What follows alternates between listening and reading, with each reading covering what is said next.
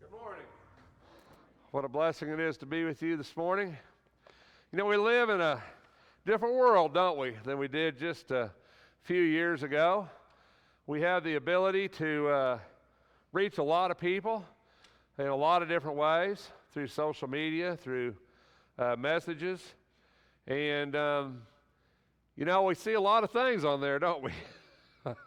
If you're on Facebook, I guess, and whatever else there is, you know, TikTok, and I don't know what all there anymore. I think it used to be Twitter or Tweeter, now it's X or Y or Z. I don't have a clue. But anyway, there's a lot of stuff out there.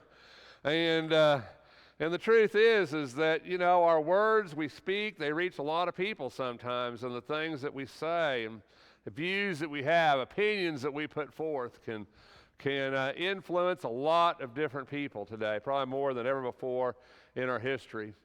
And you know, sometimes we need to think about the power of our speech, the power of our words, the power of what we say, because it really is something that can affect our lives, can affect the lives of people around us, can affect how people view the church, how they view your Christianity, how they view your God.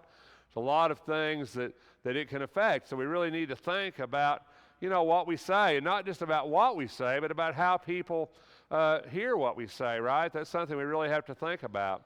And in a printed word, whether it be a text message or a Facebook post or whatever it is, in a printed word, sometimes it's harder sometimes for us to bring our thought forward, isn't it? In a printed word than it is when we actually speak to someone, because obviously we can't get that intonation in there, that feeling in there, the body language in there with the text messages. No matter how many emojis you put with it, you still can't really get that message across sometimes like you want it to be perceived. So we really have to be careful about language, about how we communicate with one another. You know, John says, in the beginning was the Word, right? John 1:1, in the beginning was the Word, and the Word was God, the Word was with God, the Word became flesh and dwelt among us. You know, when you think about the idea of speech, of language, it's as old as time, isn't it? It's as old as time. God met with Adam and walked in the garden with him, right, to talk to him. I don't know what language they use. I'm sure if you're a Jew, you think it's Hebrew. I'm not sure if that's right or not. I don't know what language God talked to Adam in, but I know he communicated, right? I know that he communicated with Adam. And isn't it unique in the world that you and I are the only, and I'm not saying animals don't in their way communicate. I know they do that, so don't take this wrong. But you and I are probably, as far as I know, the only created thing on earth that has the ability to eloquently communicate with each other our thoughts, ideas, expressions. Isn't that neat? You know, I had a parrot. If you ever had a parrot, it's an interesting experience in your life, especially if your parrot was pre-owned. Because when you have a pre-owned parrot, it's just amazing the stuff they go off on, you know? Because they emulate, don't they? They emulate, they speak for their previous owners, right? And our parrot was in a rough household growing up. So it was kind of interesting. Certain things you didn't say around my parrot, because if you did, he was going off on you, I'm telling you right now. But you know, the truth is that he could communicate, he could repeat what was told to him, but it didn't mean to him anything. It was just him repeating what was said, right? You know, you and I, we oftentimes repeat things, don't we? We repost, we call that, right? We repeat things that other people say that might not necessarily be our thoughts or our intent. We have to really be careful about how we do that. But it's interesting how God created us with the ability to speak to one another and to communicate with one another and to communicate with God. Isn't that fascinating? I think it's an amazing idea. And the thing of it is that when God did that, he also gave us free will in what we say. And so we can get ourselves in a whole lot of trouble, can't we? Has anybody here ever been in trouble for something they said? You know? Has anybody here ever not been in trouble for something they said, right? That would be a very slim show of hands. You'd have to be like 2 years old. Even then, it might not work, right? Yeah, Trent's like, no, it won't work even then. So language, speech is so important to us. You know, James says, for we all stumble in many ways. If anyone does not stumble in what he says, he is a perfect man. That's pretty big, isn't it? So I guess I'm not a perfect man, right? Able to bridle the whole body as well. Now, if we put bits into the horses' mouths so that they will obey us, we direct their entire body as well. Look at the ships also, though they are so great and are driven by strong winds, are still directed by a very small rudder, wherever the inclination of the pilot desires. So also the tongue is a small part of the body, and yet it boasts of great things. See how great a forest is set aflame by such a small fire. And the tongue is a fire, the very world of iniquity. The tongue set among our members is that which defiles the entire body and sets on fire the course of our life, and is set on fire by hell. For every species of beasts and birds, of reptiles and creatures of the sea is tamed and has been tamed by the human race. But no one can tame the tongue.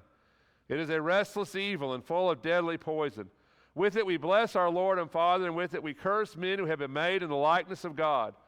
From the same mouth come both blessings and cursing, my brethren. These things ought not to be this way. You know, the tongue is a small thing, isn't it? Small part of our body. And yet, how do most people perceive us? By what we say, right? By what we speak. The tongue directs our body. As a rudder of a ship directs the ship, or a bit in a horse's mouth directs the horse, so our tongue leads us, rises it, tells us, directs us. We speak our intents, our thoughts of our heart. Sometimes we don't. We communicate. And all of us communicate with others every day. And how are we at that?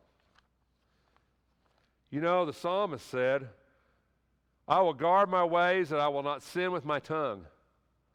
I will guard my mouth as with a muzzle while the wicked are in my presence. You know, do we do that? Do we think about what we say? Do we consider the words that are on our tongue before we speak them? Set a guard, O Lord, over my mouth. Keep watch over the door of my lips. You know, what we say is how people perceive us, isn't it? But more importantly, I think it's how people perceive God. You know, one reason I put this sermon together, and actually I'm probably not done with this, because I think if we're going to talk about talking, we have to talk about listening. So I think if we're going to talk about talking today, we need to talk about listening next week. Because it's not just what people say. It's not just being a good speaker, is it? It's being a good listener, hearing what people are really saying. But one reason I did this is because I hear, especially at funerals and when people are in grief, the words we speak sometimes, the things we say can be so hurtful, so opposite of what we want to do. We want to give comfort, but many times our very words inflict pain and heartache on those we're trying to comfort.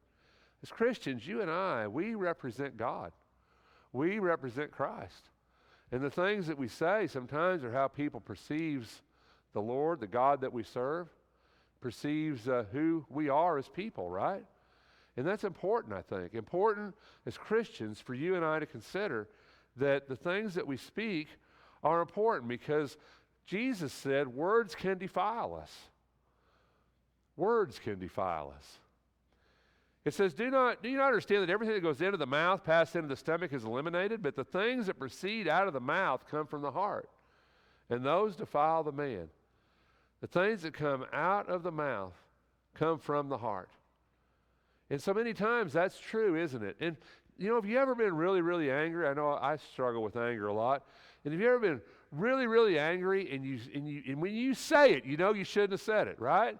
When it comes out of your mouth, you think, I should have never said that, right? And yet you did. Yet I did, right? I'm going to regret that, because you know there's one thing you can never take back, and that's the spoken word. Am I right?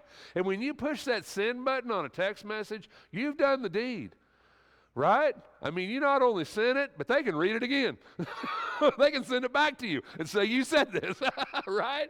You know, the truth is when you send that email or that text message or post that, well, I guess you can resend a Facebook post, but somebody's going to get it, right? The truth is, once you do that, it's gone. You've said it. You've done it. And people are, that's, you know, written written forever, I guess, if you want to look at it that way. The truth is that you and I sometimes don't consider how people take what we say.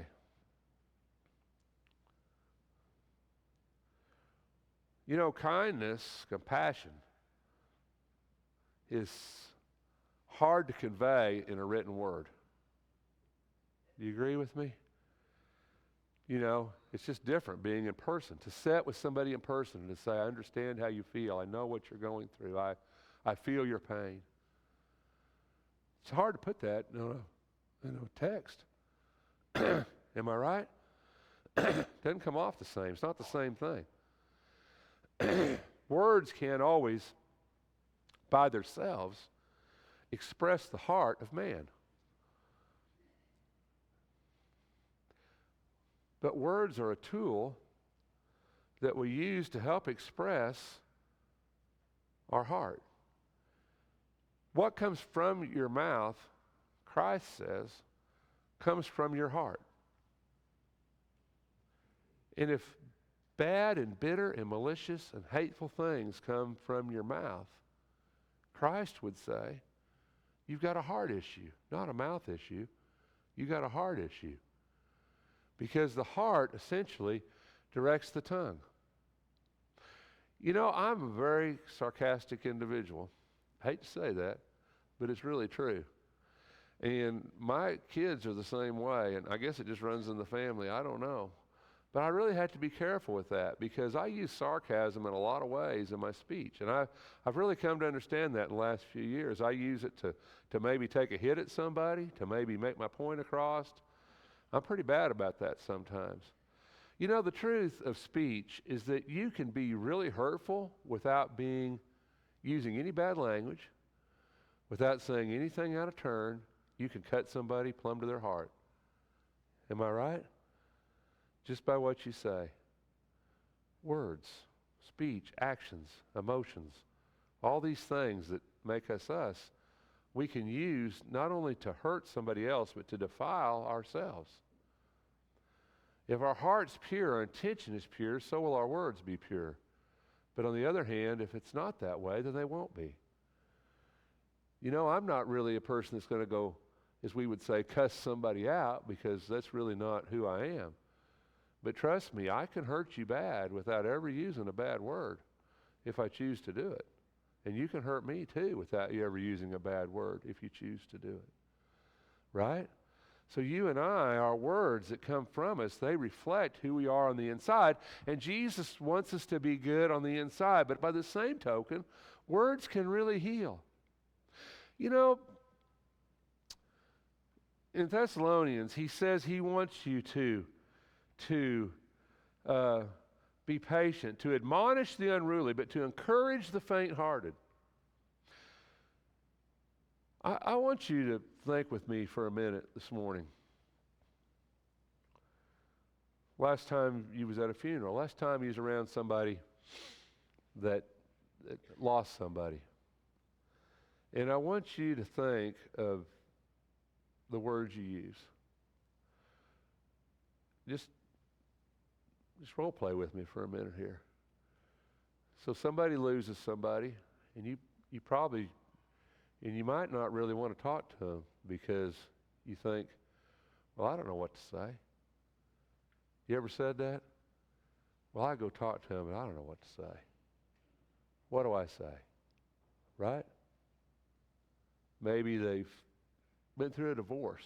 Maybe they've broken up in a relationship that was important to them. Maybe they've lost their job, or their house is burned down, or there's been a death. And they're upset.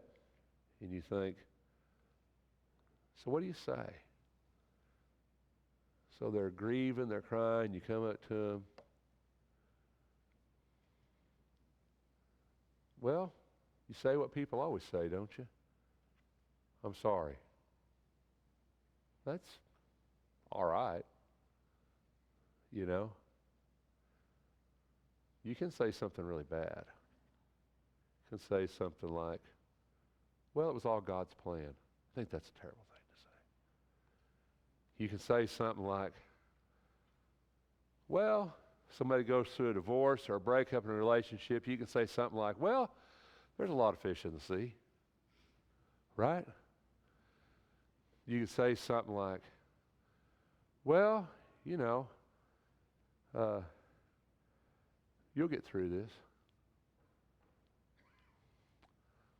You know, if you're that person that's grieving, you're that person that's hurting, what do you want somebody to say to you? Have you been through this? Have you stood at a casket with somebody you loved and had people come up to you and say things and none of it really helped and you just really didn't know? And maybe some people said some things that really were kind of hurtful to you. And have you been in that situation? You know, I don't know about you. I know about me. I know when I'm in that situation, which I have been in my life several times, I know when I'm in that situation, I want sincerity, number one. You know? And I don't want pity. You know, I think that's a mistake we make with people. You know, one reason I hate to share things, because I don't want pity. I never want pity. I never want people to say, well, I'm sorry for you. I don't want people to be sorry for me. I don't. You know? I want people to love me. I think when you see somebody like that, a good thing to say is that I love you. Sometimes that's all you got to say. Right? How about, can I pray with you? How about saying that? How about saying,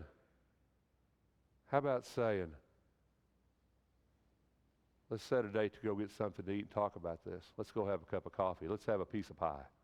That's what we always say. Let's have a piece of pie, because pie fixes everything just about. You know, why don't we say what we would want somebody to say to us? Because words can be healing. The idea of support, of love, of community, of sharing. It's a terrible thing to tell somebody, I know how you feel. That's something we should never say. I used to say that, somebody never say anymore, because I don't know how you feel. You don't know how I feel. But you can say something like, I've been through a similar situation, and I know the grief. Don't ever tell anybody you know how they feel. That irritates people. You don't know how I feel. How could you know how I feel? Are you me? You know? We have to think about our words. Think about how we say. Think about how people perceive our message. It's not just about what we say to someone. It's about what we want them to hear us say. Right? You know, I have conversations with my wife all the time, and sometimes I say things, and she gets that look, and I know she didn't hear what I just said. I know it. Right? I mean, she just didn't hear me, or she didn't hear it right, you know? And I'm like, what did you hear me say? Because I can tell by the look on your face. You didn't hear what I just said, right? What did you hear me say, right? I mean, isn't that a good question to ask people sometimes? What did you hear me say, right? Because obviously we're miscommunicating here. It says in Romans, he says, words can save, right? We carry the words of salvation, and over in the Bible, we go to that very idea. We carry the words within us, the words of God within us, by which people can be saved. How can we call on them who they have not believed? How can they believe on him who they have not heard? And how will they hear without a preacher? How will they preach unless they are sent? You know, you and I, we represent God with our speech. Whether or not you know it, people see us in what we say, whether it's your coworkers, your family, your friends, the people you come in contact with at the grocery store, or the people you meet on the street. People are judging you by your speech, by what you say and how you say it. People are judging your God by your representation of him and what you say. And when you think about that, it puts a lot of weight to our words, a lot of weight to what we say when we speak to someone. It's something we have to consider. How can someone want to hear about the Lord, want to hear about God if they see in our speech, if they don't see God reflected in that?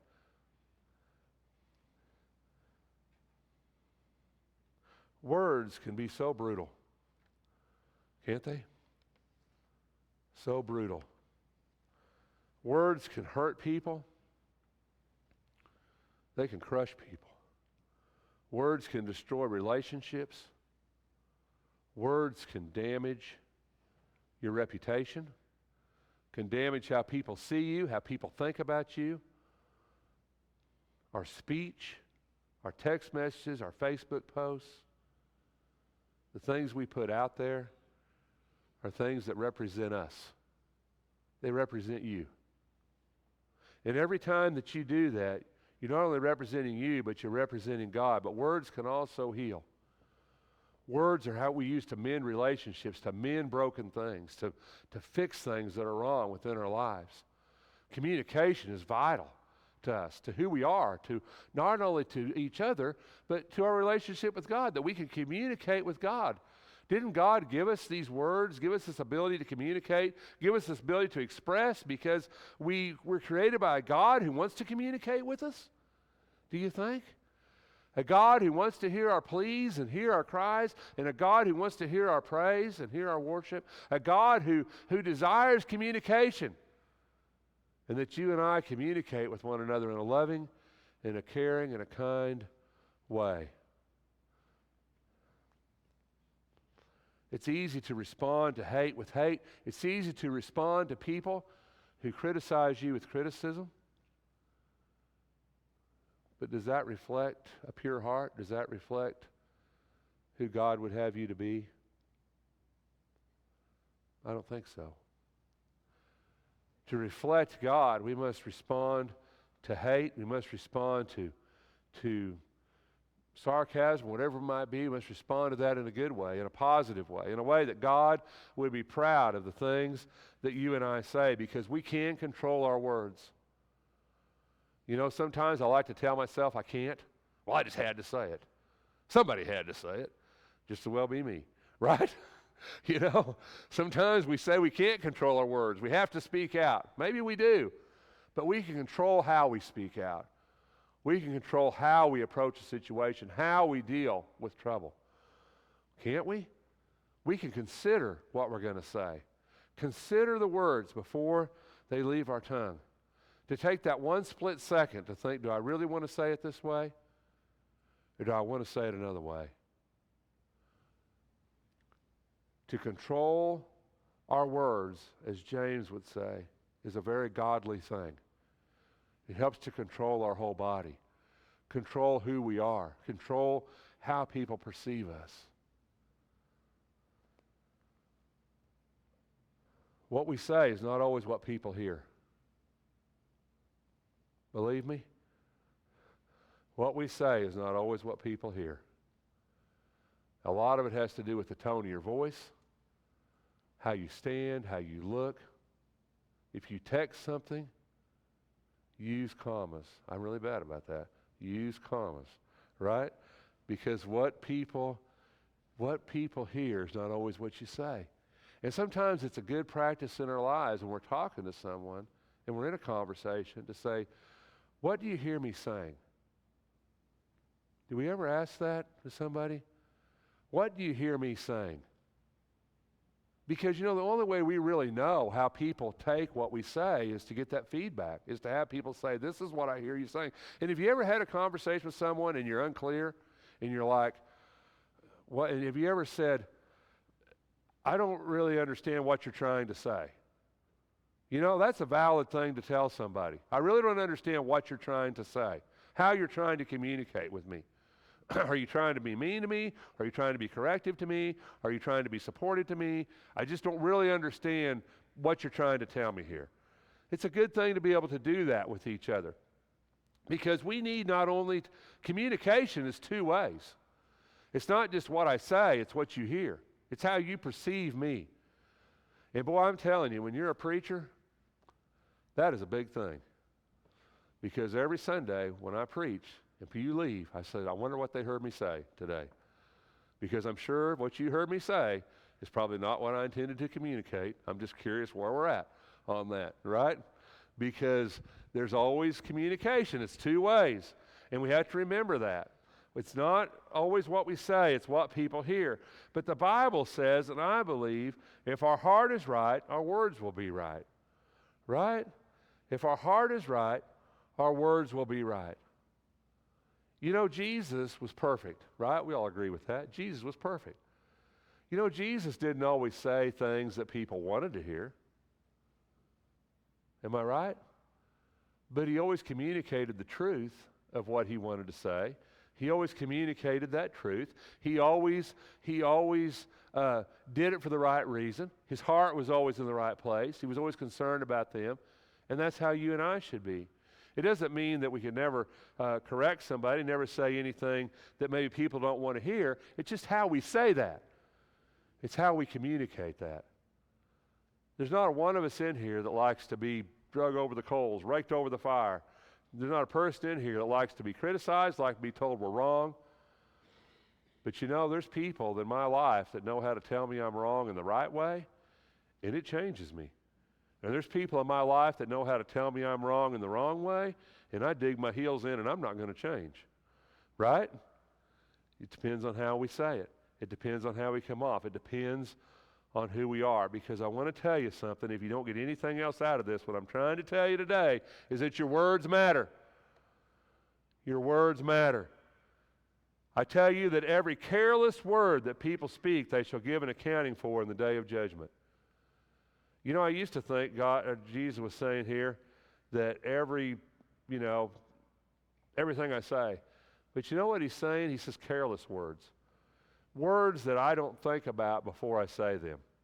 Words that just fly out of my mouth before I give the opportunity for my mind to process what I'm really trying to say, for my heart to be involved in the process. Careless words. You know what's scary about this is I've done a lot of careless words in my life. I mean, I really have. I still do. I say things, somebody says something, and I spout back. You know, sometimes I'm trying to be funny. Sometimes people don't think it's funny. Sometimes I'm trying to be sarcastic. People fail to see the humor in my sarcasm. I see it. They just don't get it. Right? You know, careless words. Times I should have said something in the right way, and I said it in the wrong way.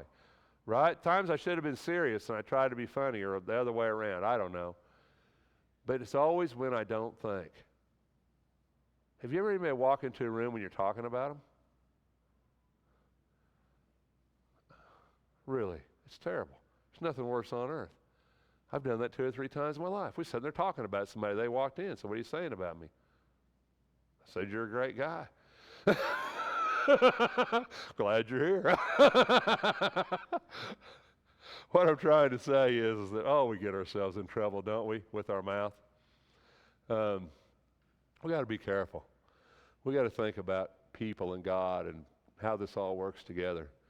Because, you know, Jesus says, for by your words you'll be justified, and by your words you'll be condemned.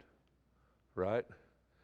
So I guess the thing I'm trying to say this morning is before you push that button, right?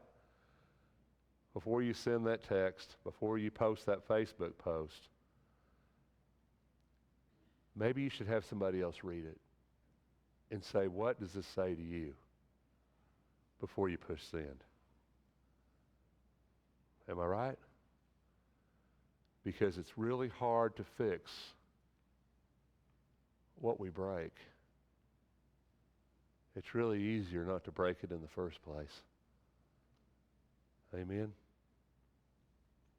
If we can help you in any way, won't you let it be known while we stand and sing?